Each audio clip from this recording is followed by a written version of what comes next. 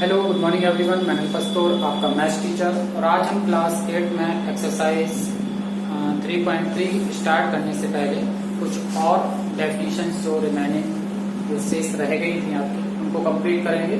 After that हम exercise 3.3 complete करेंगे। आपको इसमें अच्छी तरह से समांतर चतुर्भुज को पढ़ना है, उसके सारे गुणों को पढ़ना है, उसकी जो प्रॉपर्टीज है उसको अच्छी तरह से पढ़ना है। चलिए तो स्टार्ट करते हैं हम इसके आगे का टॉपिक, काइट।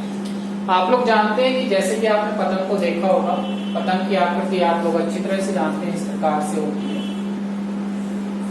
इस प्रकार से पतंग बनी होती है, दोनों भुजाएं आपस में बराबर होती हैं और ये दोनों भुजाएं आपस में बराबर होती है। यहाँ पर हमने यहाँ से ए, बी, सी एंड डी ने दिया, तो हमारे पास बी और डी इक्वल होते हैं और ए जो होता है वो सी के बराबर नहीं होता है। ये दोनों एंगल ऑलवेज बराबर होते हैं, दोनों इक्वल होते हैं, ठीक है।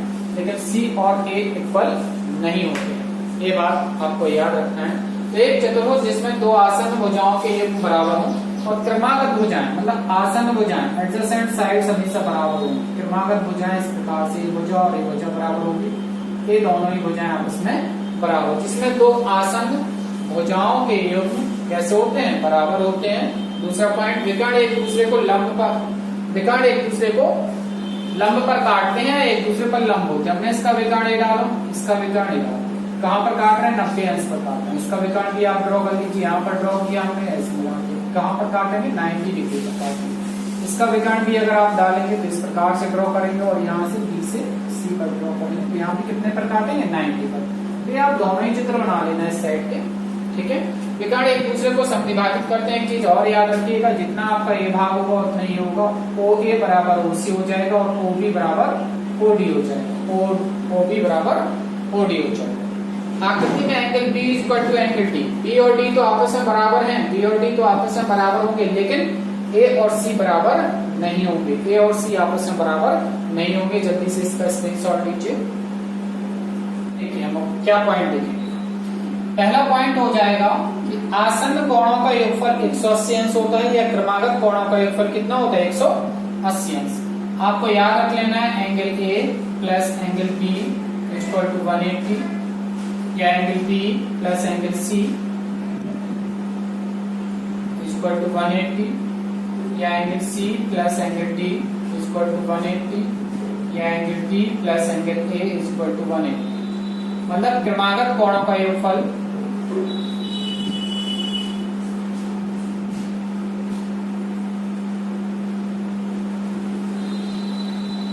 या आसन्न कोणों का योगफल 180। आसन्न भुजाएं आप जानते हैं, आसन्न भुजाओं का मतलब एडी और बीसी, एबी और बीसी, मतलब क्रमागत दो भुजाएं ले लो, वो आसन्न भुजाएं आपकी कहलाएंगी यहाँ पर, एडजेसेंट साइड्स, ओके। चलिए तो angle A plus angle B, A plus B की बात करो तो 180 होता है, बी प्लस सी की बात करो तब भी 180 मिलेगा, सी प्लस डी जोड़ो तो भी 180 होता है, डी प्लस ए करोगे तब भी 180 ही होता है। ये आपको नोट रखना है। दूसरा पॉइंट है हमारे पास कि यहाँ पर सम्मुख कोण कैसे होते हैं, सम्मुख कोण बराबर होते हैं,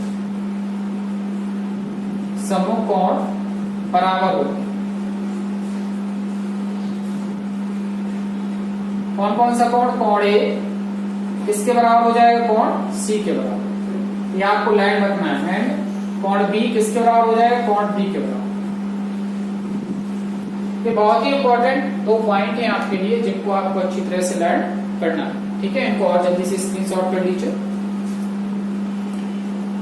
आसन्न भुजाएं मतलब क्रमागत भुजाएं, एडी और एबी दोनों आसन्न भुजाएं, या एबी और बीसी तो आसन्न भुजाएं, या बीसी और सीडी, ए भी आसन्न भुजाएं, या सीडी और एडी, ए भी आसन्न भुजाएं। उसी प्रकार आसन्न कोण डी और ए आसन्न कोण है, या ए और बी भी आसन्न कोण है, बी और सी भी आसन्न कोण है, सी और डी भी आसन्न कोण है। सम्मुख कोण कौन से होते हैं, सम्मुख कोण आपको पता है,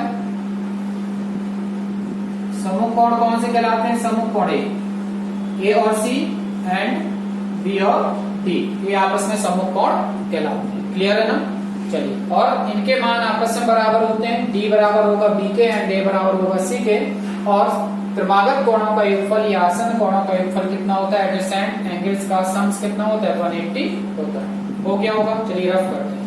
भी प्रॉपर्टीज बताई है, समांतर चतुर्भुज की जो प्रॉपर्टीज बताई उसको याद कर लीजिए। फिर से एक बार देखते हैं। ऐसा चतुर्भुज जिसकी सम्मुख भुजाएं बराबर और समांतर होती हैं, समांतर चतुर्भुज कहलाता है, पहली प्रॉपर्टी। दूसरी प्रॉपर्टी, समांतर चतुर्भुज के सम्मुख कोणों का योग, सम्मुख कोण बराबर होते हैं, ठीक है, सम्मुख कोण मीन्स अपोजिट एंगल जो है वो इक्वल होते हैं। तीसरी प्रॉपर्टी, क्रमागत कोणों का योगफल 180 अंश होता है। चौथी प्रॉपर्टी आपको याद रखना है, इसके विकर्ण परस्पर समद्विभाजित करते हैं। समद्विभाजित मतलब ये होता है कि अगर एक समांतर चतुर्भुज है तो जितना आपके पास OA होगा उतना ही आपके पास OC होगा, जितनी ये भुजा होगी उतनी ये होगी, जितना आपके पास OB होगा, जितना आपका OB होगा उतना ही आपका OD होगा। ऐसा नहीं है इसमें चार OB OC OA OD बराबर, ऐसा नहीं होता है। इसमें OA बराबर OC होगा और OB बराबर क्या होगा, OD। समद्विभाजित कहलाता है, मतलब किसी रेखा को दो बराबर भागों में बांट देना। ओके, इसके बाद विकर्ण क्या करते हैं, समद्विभाजित करते हैं। चौथा पॉइंट याद रखना है आपको आगे जो भी है, चौथा या पांचवा, कि समांतर चतुर्भुज के विकर्ण बराबर लंबाई के नहीं होते हैं। क्या आप कह सकते हैं कि AC और BD बराबर है? बिल्कुल भी नहीं होंगे, आपका BD बड़ा होगा और AC छोटा लिखा होगा। चलिए आइए एक्सरसाइज पर देखते हैं। और भुजाएं आपस में कैसी होती है, सामने वाली भुजाएं बराबर भी होती हैं और समांतर भी होती है। तो यहाँ पर दिया है फर्स्ट AD कहाँ दिख रहा है, ये दिख रहा है। तो AD बताइए किसके बराबर होगी, AD किसके बराबर होगी, बताइए जल्दी से, AD किसके बराबर होगी, BC के बराबर। AD बराबर क्या लिख देंगे, BC। ऊपर जो लाइन लिखी है बुक में वो आप नोट कर लीजिएगा। दूसरा ये एंगल DCB, एंगल देखिए DCB मतलब कोण C की बात हो रही है, इसकी बात हो रही है, कोण C की बात हो रही है। ध्यान दीजिए, अभी हमने आपको बताया था, ध्यान देना ध्यान से, हमने बताया था ये एंगल और ये एंगल आपस में कैसे होते हैं, बराबर। उसी प्रकार ये एंगल और ये एंगल आपस में कैसे होते हैं, बराबर। आपके पास C दिया गया है, DCB का मतलब एंगल C, जो पॉइंट बीच में लिखा है उस कोण को देखिए, DCB। तो C की बात कर रहे हैं, तो C किसके बराबर होगा, C किसके बराबर होगा, A के बराबर। तो क्या लिख दीजिए, DAB। एंगल क्या लिख देंगे हम यहाँ पर, DAB के बराबर होगा। कौन से कोण हो गए, सम्मुख कोण, ठीक है, अपोजिट एंगल्स। इसके बाद देखिए थर्ड क्या है, OC पर ध्यान दीजिए। OC कहाँ है, यहाँ से लेकर यहाँ तक की साइड। तो आपको पता है कि समांतर चतुर्भुज के विकर्ण परस्पर समद्विभाजित करते हैं, तो जितना OC होगा उतना ही क्या होगा हमारे पास, OA। OC बराबर OA, ठीक है। OC बराबर कितना, O से C तक की जितनी दूरी होगी उतनी O से A तक हो जाएगी। OC बराबर OA। अब देखिए DAB, ओके, कोण A की बात हो रही है, कोण A, ठीक है। दूसरा एंगल CDA, M का मेजरमेंट मतलब माप, CDA मतलब इस कोण की बात हो रही है। इन दोनों को जोड़ो। अभी हमने बताया था कि क्रमागत कोणों का योगफल हमेशा कितना होता है, D प्लस A कितना होता है, 180 अंश। तो आप बराबर में क्या लिख देंगे, 180 डिग्री। ओके, क्लियर है, जल्दी से स्क्रीनशॉट ले लीजिए इसका।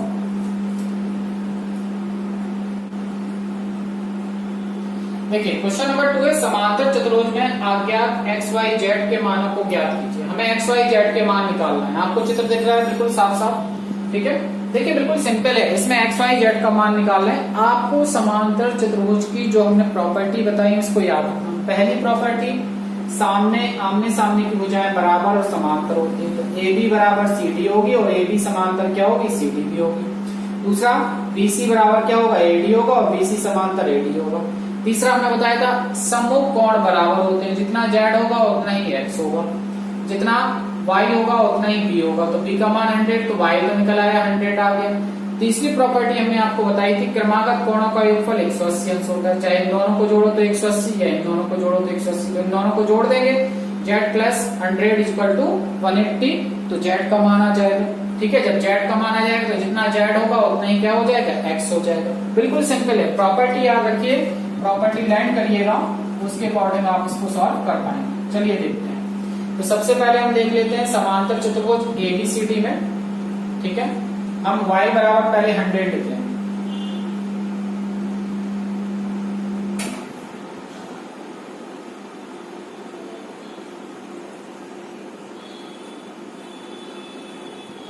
लिख देंगे एंगल Y इक्वल टू कितना आ जाएगा, 100 डिग्री। कैसे, सम्मुख कोण। कौन से कोण है, सम्मुख कोण। Y का मान आ गया, अब लिख लीजिए आप। अब Z भी चाहिए X भी चाहिए, तो आप लिखेंगे we know that, हम जानते हैं, क्या जानते हैं, Z plus 100 is equal to 180। Z plus B means A plus B is equal to 100 किससे? आसन्न कोणों का योग। कैसा होता है? समकोण। ओके, तो जेड इज इक्वल टू कितना हो जाएगा? Angle Z is equal to हम लिखते हैं 180 या ओनली जेड लिख लीजिए, कोई दिक्कत नहीं है, -100 कर दीजिए, ओनली जेड कर दीजिए, ओनली फाई कर दीजिए, 100 कर दीजिए। सो जेड की वैल्यू कितने डिग्री होगी? 80 डिग्री। जेड आ गया, बिल्कुल सिंपल है। अब जब जेड आ चुका है आपके पास तो आपको पता है एक्स भी पता चल जाएगा। अब लिख देंगे चूंकि X is equal to Z, कहां से? सम्मुख कोण, इसमें समांतर चतुर्भुज। तो एक्स का मान भी कितना हो जाएगा? जितना जेड का मान है। जेड का मान क्या है हमारे पास? 80 डिग्री। तो जेड एक्स की वैल्यू भी क्या हो जाएगी? 80 डिग्री। ये हमारे पास तीनों ही आंसर आते हैं।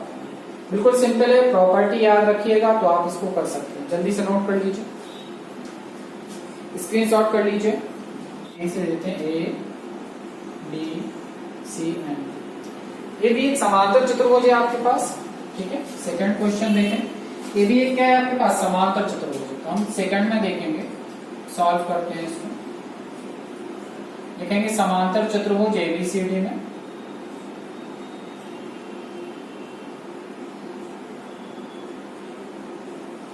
कोई भी प्रॉब्लम हो तो बुक में पीछे एक टेबल बनी है, आप वहां से नियमों को देख सकते हैं। देखिए, सबसे पहले अगर बात की जाए तो इन दोनों का सम्स या इन दोनों का सम्स किसी का भी निकाल लीजिए। T plus A is equal to कितने? वी नो दैट, हम जानते हैं angle T plus angle A is equal to 180। ठीक है, आसन्न कोणों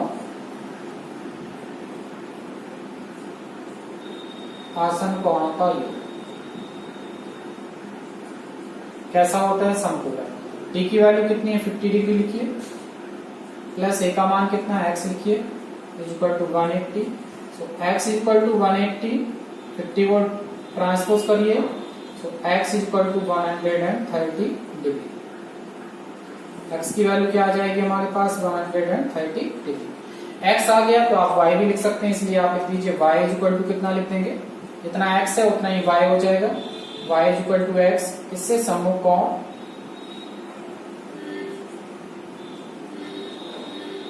तो y इज इक्वल टू भी कितना हो जाएगा? जितना x का मान है 130 डिग्री। अब बात कर लेते हैं जेड के बारे में बात कर लेते हैं। तो देखिए, इंटीरियर जो एंगल है इसको हमने क्या मान लिया?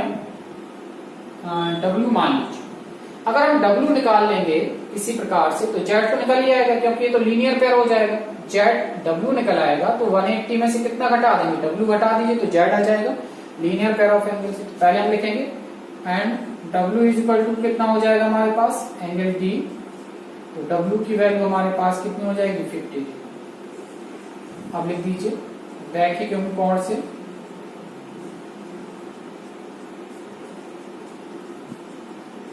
W plus Z is equal to कितना हो जाएगा? 180। और W की वैल्यू कितनी आ गई? 50 degree, plus Z is equal to 180। So Z is equal to 180 minus 50। So Z is equal to 130। इस प्रकार से आपके पास x का मान भी आ गया, y का मान भी आ गया एंड z का मान भी आ गया। तो z भी कितना होगा? 130 डिग्री।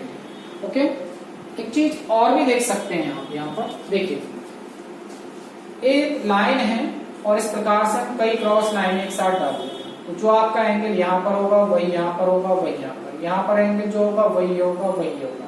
तो ये आपके जिस प्रकार से एंगल होते हैं, आसन्न कोण जो होते हैं, तो अगर आपका ये x है तो x किसके बराबर होगा? z के बराबर होगा।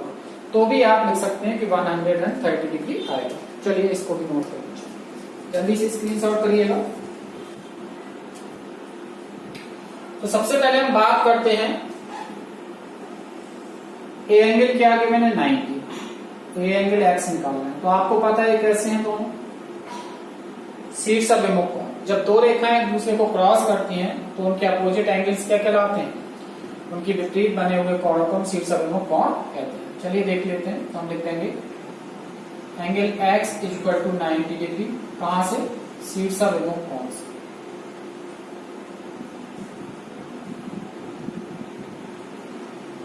Vertical opposite angle. एक्स की वैल्यू हमारे पास आ गई है, कितनी है हमारे पास एक्स की वैल्यू 90। जब एक्स का मान हमारे पास आ गया है तो हम वाई का मान भी निकालते हैं। 90 हो गया, ये 30 है तो ये तो निकल ही आएगा। अब लिख लेंगे इसको, कोई नेम दे देते हैं, ए बी सी डी यहाँ पर। तो हम एओबी में देख लेते हैं, त्रिभुज एओबी में आप जानते हैं कि त्रिभुज के तीनों अंतःकोणों का योगफल कितना होता है, x plus Y plus 30 equal to कितना होता है 180 डिग्री। त्रिभुज के तीनों अंतःकोणों का मान 180 होता है योगफल। ओके, x की वैल्यू कितना रख दीजिए 90 प्लस वाई प्लस 30 और इक्वल टू 180 डिग्री। 90 प्लस 30 120 हो जाएगा, तो y plus 120 equal to 180 degree. So y is equal to 180। चलिए एक समांतर चतुर्भुज है, ये हमारे पास क्या है, समांतर चतुर्भुज है, हमें पहले से ही गिवन है, क्वेश्चन में ही गिवन है कि ये एक समांतर चतुर्भुज है। अगर ऐसा है, अगर ये एक समांतर चतुर्भुज है तो आप देखिएगा समांतर चतुर्भुज में देखिए आपकी ए रेखा ए बी समांतर होगी किसके, इसके समांतर हो जाएगी सी डी के, और ए सी क्या हो जाएगी, तिर्यक रेखा हो जाएगी, इन दोनों को काटने वाली लाइन। तो जो आपका एंगल जेड होगा और जो एंगल आपका वाई होगा, ये दोनों आपस में कैसे हो जाएंगे, बराबर। किस नियम से हो जाएंगे बताइए, एकांतर कोण के नियम से। ध्यान दीजिए, दो लाइन है इस प्रकार से, और इसको इस प्रकार से काट दी तो इधर बनने वाला एंगल और इधर बनने वाले एंगल दोनों ही कैसे होते हैं, आपस में इक्वल होते हैं। तो आप लिखेंगे चूंकि ए बी जो है वो समांतर है, दो लाइन का मतलब समांतर है किसके, डीसी के, तथा एसी एक तिर्यक रेखा है,